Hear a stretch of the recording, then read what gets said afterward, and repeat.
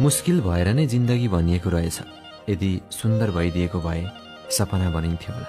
मान्छे सबैभन्दा निशब्द त्यति बेला हुन्छ जुन बेला मनमा भन्नुपर्ने धेरै कुराहरू हुन्छन् अनि बुझिदिने कोही हुँदैन। म बिग्रिएको जिन्दगी लिएर पनि मौन छु, तिमी दिन बिग्रियो भनेर चिच्याउँछौ। यदि अहिले कमाउँदै हुनुहुन्छ भने सुन जोड्नुहोस्, मान्छे र आफन्त होइन, किनकि दुःखको साथी आफूले जोडेका सुन हुन्छ, आफ्नालाई लगाएको गुण होइन। बाँचेको छु सबैलाई थाहा छ, तर कसरी बाँचेको छु कसलाई के थाहा।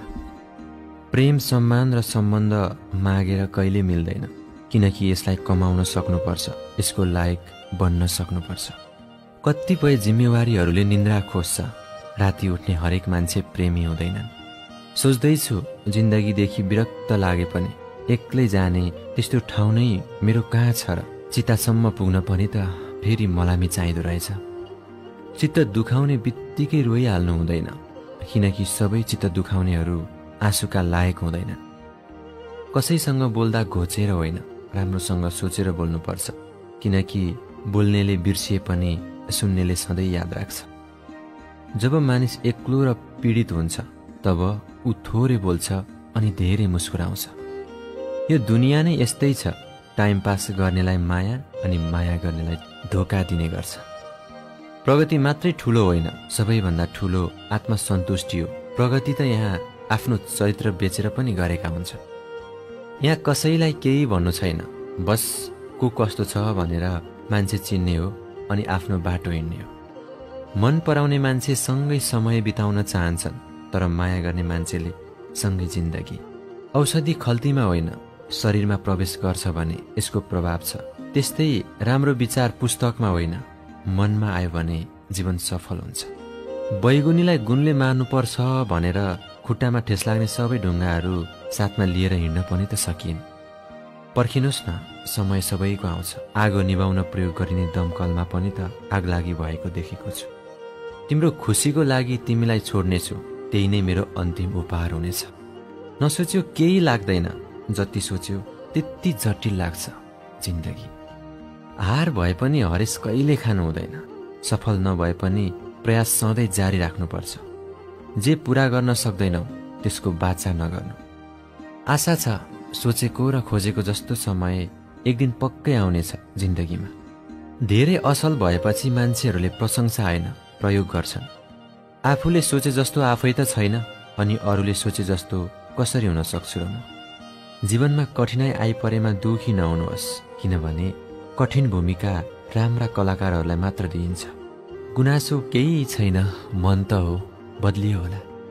उमेरले थकाउन सक्दैन, ठेसले लडाउन सक्दैन, जित्न चाहन्छौ भने परिस्थितिले पनि हराउन सक्दैन। रमाउने इच्छा पनि तिमीसँग, कमाउने इच्छा पनि तिमीसँग, पाएको यो एउटा जिन्दगी सजाउने इच्छा पनि तिमीसँग।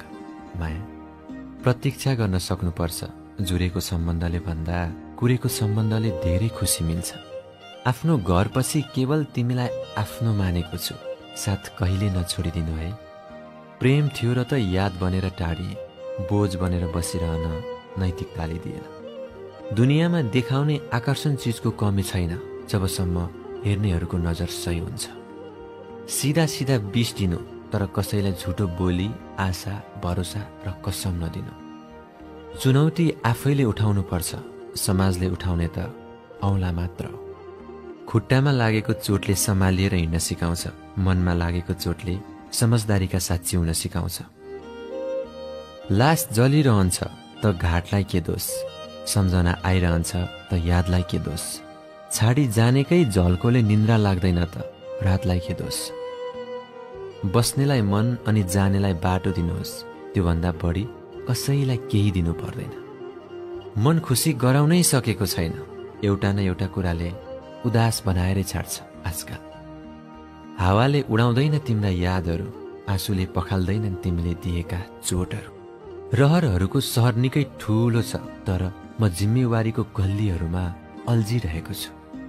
इज्जत भन्ने कुरा डिमान्ड गर्नेलाई होइन, डिजर्भ गर्नेलाई दिनुहोस्।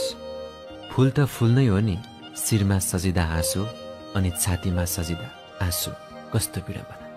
जब आफूलाई दशाले घेर्छ तब आफ्नाले पनि नजर फेर्छ। धेरै फरक थियो तिम्रो र मेरो मायामा।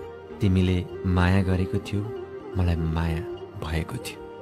मलाई म जस्तै हुनुमा खुसी लाग्छ, तिमीले सोचे जस्तो भएन भनेर नराम्रो भन्न मिल्छ र? अनुहार कलिलो भएर केही हुँदैन महोदय, जिम्मेवारी बोक्ने काँध बलियो हुनुपर्छ। झुटका हतियारहरू जति नै धारिला भए पनि यथार्थलाई कहिले कसैले टुक्र्याउन सक्दैन। मलाई आफ्नै भाग्यले साथ दिन छोडेपछि हो अरूको साथको पनि आशा नलागेको। खुसी दिनेवाला सायदै आफ्नो नहोला, तर दुःख दिनेवालाहरू हमेसा आफ्नै हुने रहेछन् यहाँ। हजुरको लागि कसैले ढोका बन्द गर्छ भने उसलाई पनि महसुस गराउनुहोस् कि चुकुल दुवैतिर हुन्छ। सस्तो सामान र घटिया मान्छे सुरुमा राम्रै लाग्छ,